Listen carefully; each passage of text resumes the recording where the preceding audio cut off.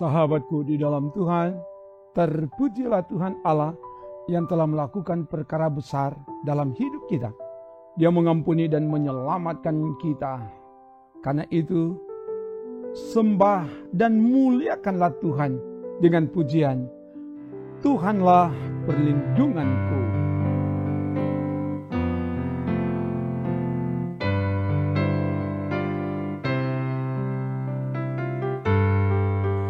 Tuhanlah perlindunganku, sumber kekuatanku. Tuhan perisai hidupku, penolongku yang teguh. Jika jatuh dalam dosa, Kaulah yang mengangkatku. Karena ku yakin Kau setia sampai selama-lamanya. Tuhanlah perlindunganku, sumber kekuatanku. Tuhan perisai hidupku, penolongku yang teguh. Jika jatuh dalam dosa, Kaulah yang mengangkatku. Karena ku yakin Kau setia sampai selama-lamanya.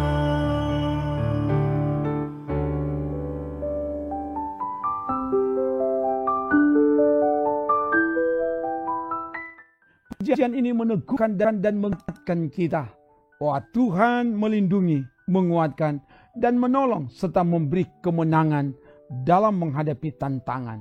Firman akan menuntun kita, dan sebelum itu mari berdoa.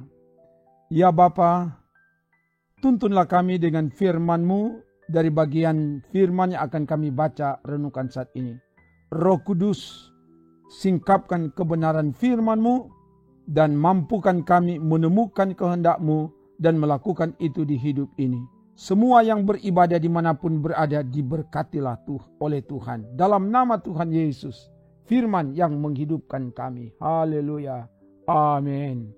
Firman Tuhan disampaikan dari kitab Daniel pasal 3 ayat 23 sampai 25. Begini dikatakan. Tetapi ketiga orang itu, yakni Sadrak, Mesak, dan Abednego, jatuh ke dalam perapian yang menyala-nyala itu dengan terikat. Kemudian terkejutlah Raja Nebukadnezar, lalu bangun dengan segera. Berkatalah ia kepada para menterinya, bukankah tiga orang yang telah kita campakkan dengan terikat ke dalam api itu? Jawab mereka kepada raja, benar ya raja, katanya. Tetapi ada 4 orang kulihat berjalan-jalan dengan bebas di tengah-tengah api itu. Mereka tidak terluka. Dan yang keempat itu rupanya seperti anak dewa. Demikian firman Tuhan.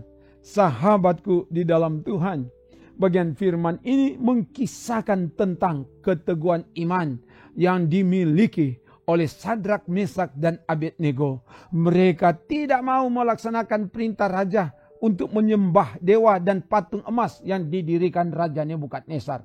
Mereka berkeyakinan kalau Allah yang disembah mau menolong, Dia sanggup melepaskan dari perapian yang menyala. Tetapi kalau Allah tidak akan menolong, mereka juga tidak akan menyembah patung emas itu. Akhirnya Sadrak, Mesak, dan Abednego diikat dan dilemparkan ke dalam perapian yang telah dipanaskan 7 kali lipat. Sehingga nyala api membakar mati orang-orang yang mengangkat Sadrak, Mesak, dan Abednego. Tetapi ketiga orang Sadrak, Mesak, dan Abednego tidak terbakar, tidak terluka. Mereka berjalan dengan bebas dalam nyala api itu, membuat Raja Nebukadnezar dan para menteri sangat terkejut.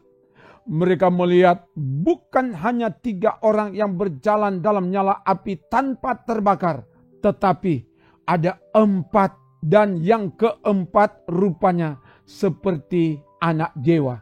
itulah malaikat yang diutus Tuhan untuk menyertai, melindungi, dan menolong Sadrak, Mesak, dan Abednego. Sehingga sekalipun berjalan dalam nyala api tidak dapat membakar.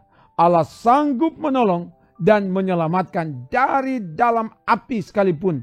Bagi setiap orang yang beriman kokoh teguh, tak tergoyahkan, walau menghadapi ancaman kematian. Tuhan menyelamatkan dari kebinasaan, sebagaimana tema renungan ini. Keluarga yang diberkati Tuhan, berefleksi dari bagian firman ini kita diajak untuk tetap teguh dalam iman kepada Yesus Kristus. Walau menghadapi pergumulan, tantangan, tekanan, ancaman, dan bahkan hukuman mati sekalipun. Jangan ragu, jangan bimbang, jangan khawatir, yakinlah Allah sanggup menolong, melepaskan, dan memberi kemenangan. Dan dari situasi yang sulit, apa yang mustahil bagi manusia tidak mustahil bagi Tuhan. Firman Tuhan menguatkan kita. Janganlah takut, sebab aku menyertai engkau. Janganlah bimbang, sebab aku ini Allahmu. Aku akan meneguhkan, bahkan akan menolong engkau. Aku akan memegang engkau dengan tangan kananku yang membawa kemenangan. Apabila engkau menyeberang melalui air, aku akan menyertai engkau. Atau melalui sungai-sungai, engkau tidak akan dihanyutkan. Apabila engkau berjalan melalui api, engkau tidak akan dihanguskan. Dan nyala api tidak akan membakar engkau. Demikian firman Tuhan disampaikan dari Yesaya pasal 41 ayat 10 dan Yesaya 43 ayat 2. Yakin dan lakukanlah firman ini.